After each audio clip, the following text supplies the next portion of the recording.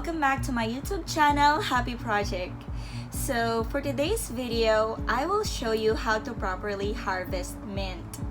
Now you might be asking, is there really a proper way to harvest mint?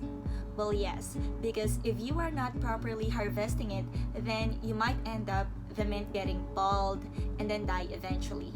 And also you want to make sure that the leaves you're harvesting has the best quality and taste.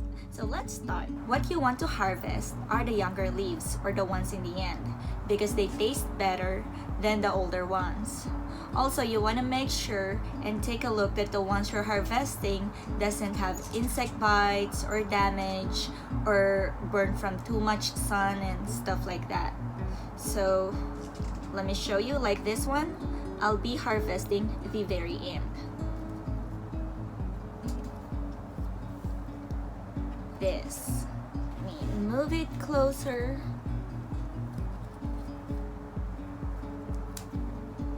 Okay. Now you might wonder, how can we use mint leaves? I usually use it for my drinks, like in coffee. I like mixing them in my coffee almost every other day, and also for cold drinks like iced tea, or even in your margarita or cocktail. We personally, my husband and I, tried mixing it with margarita, and it brought our margarita to the next level. Like, it tastes a lot better with fresh mint leaves versus without it. So you can try, but again, it's up to you guys. Some people would even bake cookies with this. I've never tried that, or mix it with, whenever they are cooking. I haven't really tried mixing it whenever I cook, but I tried it a lot with different cold drinks and hot drinks as well. Now, another thing you want to remember is not to harvest too much. Like, try to not harvest more than 20% of the entire plant, so that it still has a lot leaves left for it to grow back. You would like to harvest this during the growing season, or for here it's the summer. You can harvest it multiple times depending on how fast it's gonna grow. Usually I would harvest this once every 2 to 3 weeks. I just keep them in the fridge, put them in a Ziploc box, and then keep them in the fridge. Okay. And then after the growing season, technically it's the end of the growing season here already, because last week spring officially started. So I might as well cut this all down.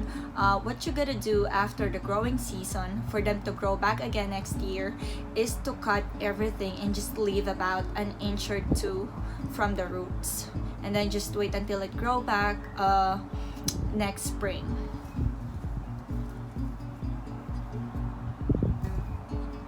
Okay, so I'm just gonna harvest some more.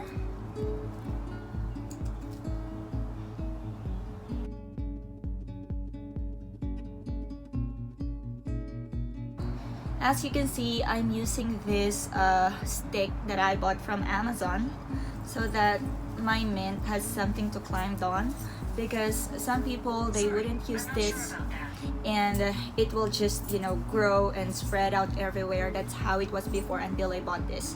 So I'm so glad I found this one, and my mint now looks a lot better, and they are not spreading out everywhere.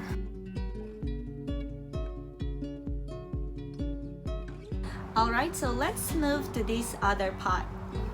Actually, this is the very first plant that I got. It was so small when we bought it, and then I was able to propagate it into 3 now. I have another one in the backyard, but it's still a lot smaller than this, so I'm not harvesting it yet.